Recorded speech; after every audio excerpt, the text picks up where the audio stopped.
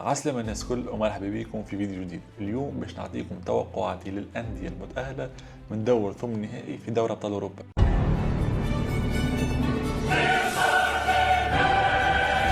الفيديو هذا باش يكون سريع فيسع فيسع، مش ماهوش باش يكون فما مونتاج، تقريبا يكون على شكل بودكاست، ولكن البودكاست وحدي ومعايا انتم، حتى لو نغلط باش نعديها نخليها الغلطة. قبل ما نبداو اعملوا لايك، اشتركوا في القناة وفعلوا جرس التنبيهات. بالنسبة لي انا ما نغلطش في التوقعات نتاعي. لا واثقه من نفسها مش واخد بالك. استغفر الله العظيم. المواجهات الكل مقيدة لهنا، مانيش نحفظهم في راسي. نبداو بالجهة اليسرى لدوري ابطال اوروبا، اللي هي تعتبر الجهة الاسهل، فيها برشلونة وارسنال واتلتيكو مدريد. هذم تقريبا اهم ثلاثة اندية على الجهة اليسار. بالنسبة للجهة اليمين هي جهة الرعب: الريال، السيتي، ليفربول، بي اس جي وتشيلسي. تخيلوا. نبداو بالجهه اليسار وعلى السريع نبداو بارسنال. ارسنال باش يواجه فريق باير ليفركوزن الالماني. ارسنال يعتبر في الوقت الحالي من افضل الانديه في العالم، والموسم هذا متوقع منه الكثير، اولهم البريمير ليج، وممكن حتى يوصل لنهائي دوري ابطال اوروبا للتتويج. قد يكون ممكن، ولكن في طريقه باش يكون نادي صعيب، تو نعرفه من بعد. ارسنال الموسم هذا عليه برشا ضغوطات.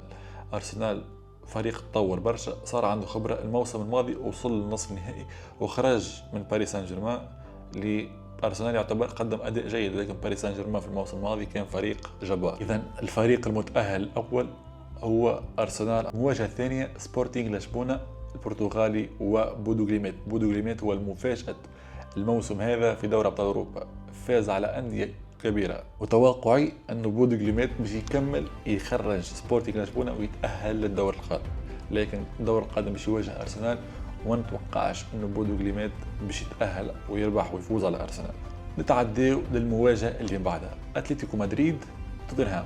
توتنهام الموسم هذا حرفيا عايش في كارثه، يعني ممكن الموسم هذا توتنهام يطيح للدرجه الثانيه من البريمير ليج. تخيلوا، حتى مع المدرب الجديد نتاعو صفر، خسر تقريبا المواجهات كل.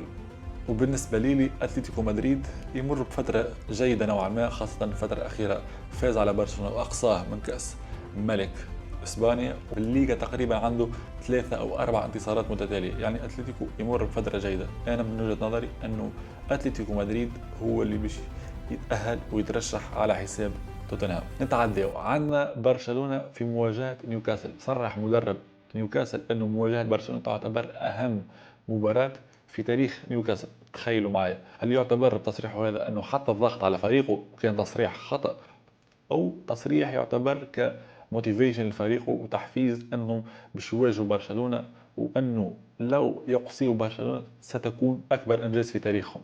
لكن من وجهه نظري برشلونه الموسم هذا باش يوصل بعيد في دوري ابطال اوروبا، اقل شيء نصف نهائي، وبرشلونه هو المتاهل من مواجهه نيوكاسل. نتعداو للجهه اليمين من القرعه. نبداو بالمباراه الاولى: بايرن ميونخ بطل المانيا مسبقا باش يواجه النادي الايطالي اتلانتا. وكما قلت في فيديوهات سابقه انه الموسم هذا بايرن وارسنال من اقوى الفرق في العالم، واكثر فرق مرشحه ان تتوج بدوري ابطال اوروبا. بايرن نجوم هاري كين، اوليسي ولويس دياز يشكلوا هجوم مرعب حرفيا. كومباني مدرب شاب ذكي وعنده افكار حديثه وكره هجوميه. من وجهه نظري واضحه وسهله، بايرن في الدوري القادم هو اللي تاهل لاتلانتا. اعطيني ليفربول وجالاتا سراي.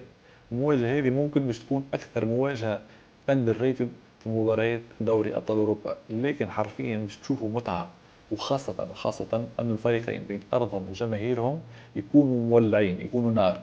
جالاتا سراي في تركيا جمهوره حاجه مش طبيعيه، والسباق للفريقين انهم يتواجهوا في المرحله الاولى من دوري ابطال اوروبا، وفاز جالاتا سراي على ليفربول في ملعب جالاتا سراي. وشفتوا كيفاش تاثير الجمهور على جالاتا سراي، كيفاش وصل انه فاز حتى على يوفنتوس صحيح سيء، لكن مش بدرجه انه يخسر نتيجه 5-2 تقريبا امام جالاتا سراي.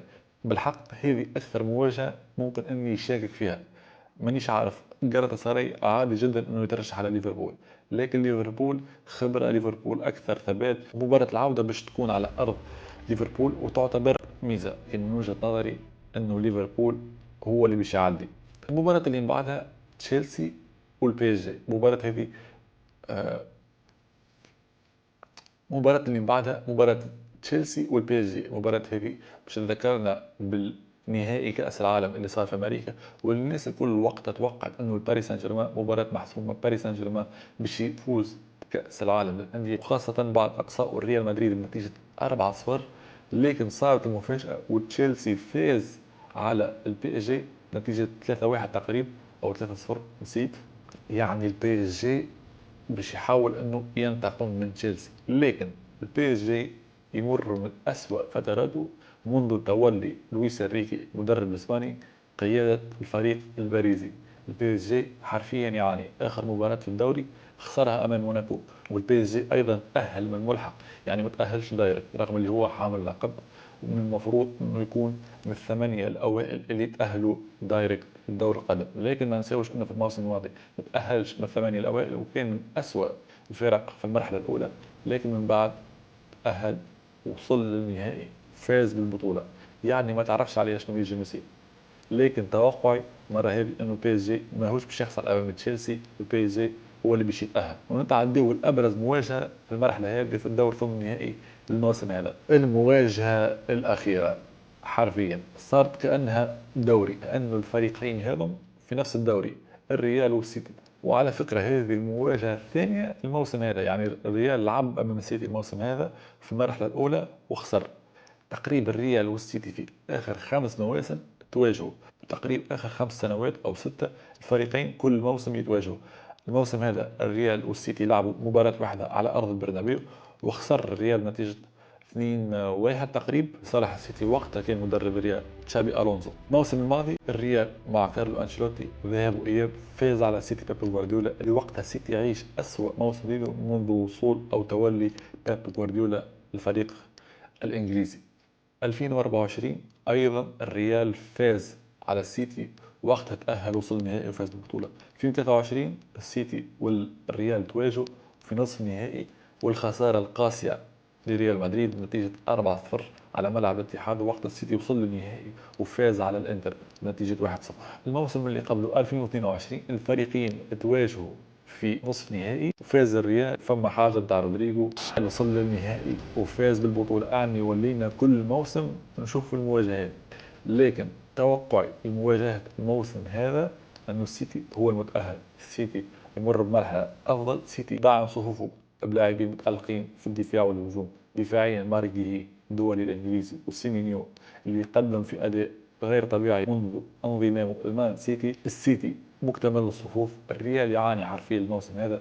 انا من وجهه نظري انه السيتي باش يترشح، الريال ماهوش في موقف يسمح له انه يفوز على السيتي. الريال ممكن في افضل احواله مواجهه السيتي تكون صعيبه وبالسيف وبالصعيب انه يتاهل. خلي انه الريال يعني في اسوأ مرحله له ممكن من تقريبا 3-4 مواسم. الريال حرفيا يعني غيابات مدرب، ما عندناش مدرب في الريال، يعني الظروف يرثى لها. الريال تقريبا فما 7 إلى 10 لاعبين اساسيين باش يغيبوا على المواجهه، ابرزهم مبابي، بيلينغهام، رودريجو اللي اختصاصه مانشستر سيتي، وكنا متفائلين قلنا مازال رودريجو كي رجع ممكن باش يواجه السيتي، ممكن الفريق او الخصم المفضل رودريجو كان البرازيلي باش يغيب. يعني حرفيا الفريق باش يلعب فينيسيوس جونيور. الحل الوحيد او الشرط الوحيد انه الريال يقدر يتاهل من السيتي انه فينيسيوس مباراه الذهاب والاياب يقدم مستويات كما اللي قدمها بالضبط امام بايرن 2024 بالضبط. لو فينيسيوس يلعب بالمستوى هذاك ناكد لكم الريال قادر انها ترشح. تقريبا كملنا فيديو باش يكون خفيف سريع بسيط، ما فيش برشا مونتاج، ما فيش برشا اديت. نتمنى يعجبكم. اشتركوا في القناه، فعلوا جرس التنبيهات، ويلا شباب السلام عليكم.